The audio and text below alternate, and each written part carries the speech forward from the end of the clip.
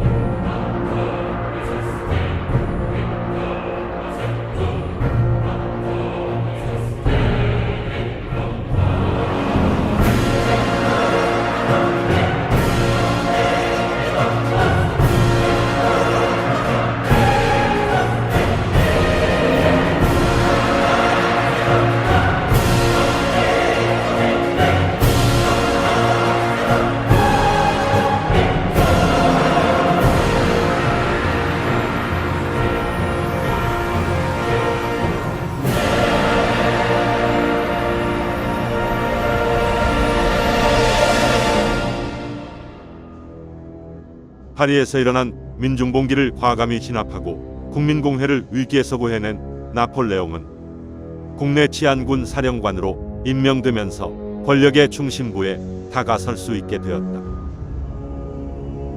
하지만 나폴레옹은 이전에 구상했던 이탈리아 원정 계획을 실현하기 위해 곳보직을 마다하고 이탈리아 방면군으로의 보직 변경을 갈구하고 있었다.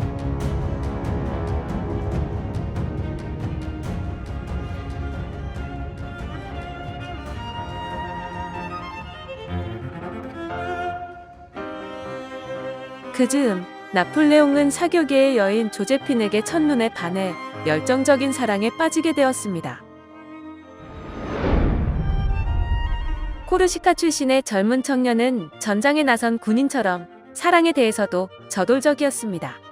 나폴레옹은 그녀가 자녀를 둘이나 둔 이 훈녀라든지 총재 바리스의 정부라는 사실은 안중에 두지 않고 눈앞의 복잡한 상황을 빨리 정리해서 서둘러 조제핀과 결혼을 해야겠다고 마음먹었습니다.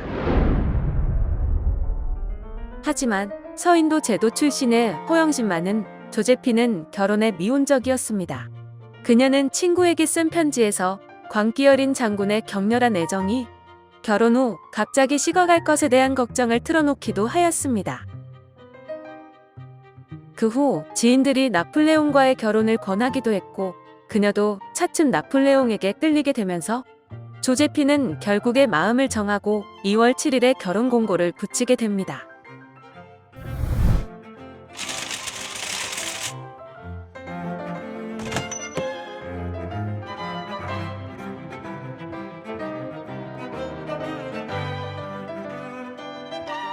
(1796년 3월 2일에) 보나파르트 나폴레옹은 이탈리아 주둔군 총사령관으로 임명되었고 3월 9일에는 조제핀과 결혼을 하였습니다.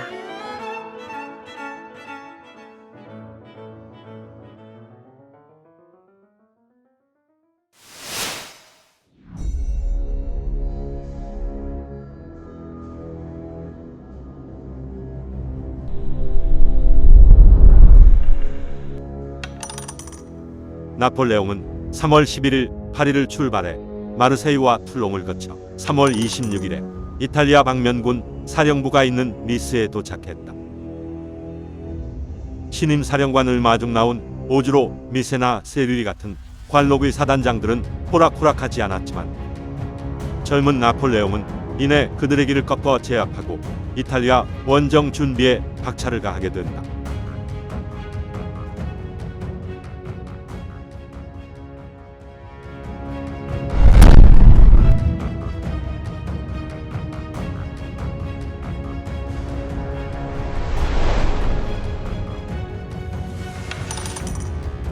(1796년 4월) 프랑스 총재 정부는 제1차 대프랑스 동맹을 와해시킬 목적으로 동맹을 주도하고 있는 오스트리아를 굴복시키기 위한 원정 계획을 실행에 옮겼다.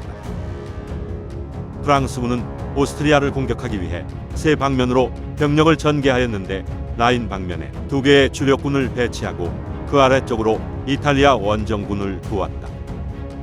오스트리아군과 직접 대면한 라인 방면군은 프랑스군의 정예 병력이 배치되어 군수 풍보급과 지원이 든든했지만 이탈리아 방면군은 이탈리아 북부에 주둔해 있는 오스트리아군을 견제하는 비주력군으로 급료나 보급이 제대로 이루어지지 않아 병사들의 사기가 땅에 떨어져 있었고 군인들은 식량을 구하기 위해 현지 마을을 약탈하거나 가끔씩 폭동을 일으키기도 하는 보합지졸의 군대였다. 대규모야 전군을 지휘해 본 경험이 없는 27세의 장군이 이런 허접한 군을 이끌고 전장에서 큰 승리를 거둔다는 것은 절대 불가능한 일이라 해야 할 것이다. 반면에 나폴레옹이 상대할 대프랑스 동맹국의 병력은 롬바르디아에 주둔해 있는 오스트리아 정예부대 병력 32,000명과 이탈리아 북부에 위치한 사르데냐 피에몬테 왕국의 병력 17,000명을 합쳐 49,000명으로 프랑스의 이탈리아 방면군 병력 45,000명에 비해 수적으로 우세하였다.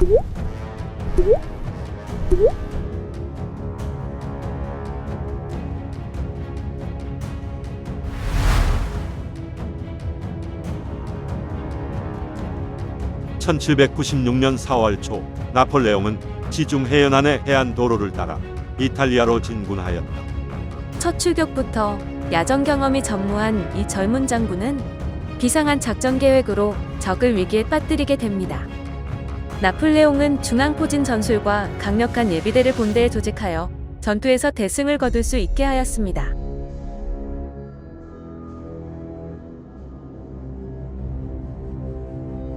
중앙포진은 아군이 연합군 사이를 비집고 한가운데로 들어가 적군을 분리시켜 각각이 분리된 적에 대해 병력의 우위를 점할 수 있게 하는 전술입니다.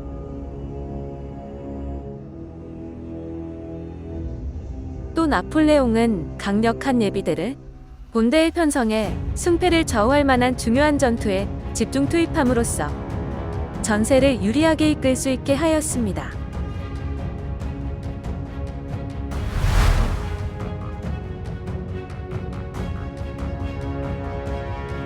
적진의 중앙부로 진입한 프랑스군은 먼저 오스트리아군부터 공격을 시작하였다.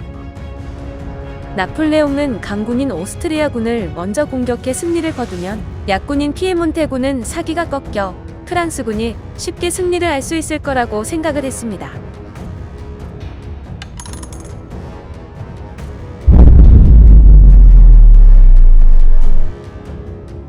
(4월 10일) 미세나 장군이 이끄는 프랑스군 전위대는 볼트리에서 볼리유 장군이 지휘하는 오스트리아 본대를 만나 치른 첫 전투에서 패배하였다. 치명적인 패배를 한 것은 아니고 탐색전을 치른 후 후퇴를 한 것입니다. 볼리유 장군이 이끄는 오스트리아 본대 병력은 2만 명이고 프랑스군 병력은 5천 명으로 당초의 게임이 되지 않는 전투였습니다.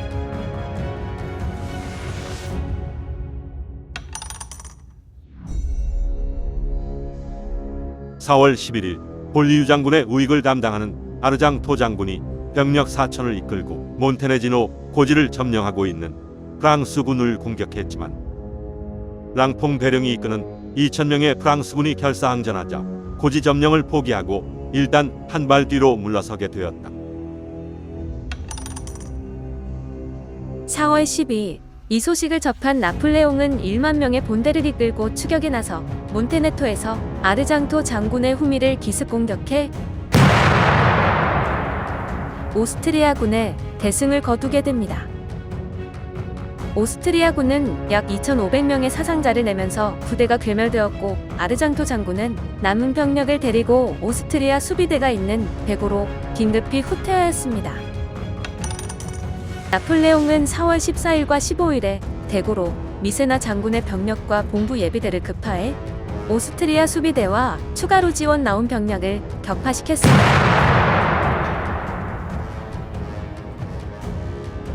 병력 손실이 크게 난 오스트리아군이 전투를 포기하고 롬바르디아 지역으로 후퇴하게 되자 나폴레옹은 피에몬테군을 공격하기 위해 서북쪽으로 방향을 돌렸다.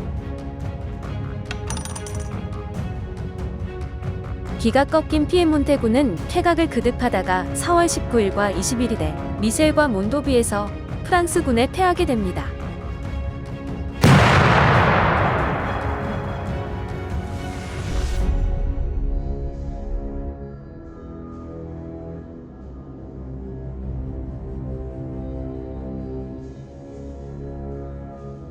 혼란에 빠진 사르데냐 피에몬테 공국의 빅토르 아메데 왕은 프랑스군의 휴전을 요청하였고 결국 나폴레옹과 화평을 맺기로 합니다.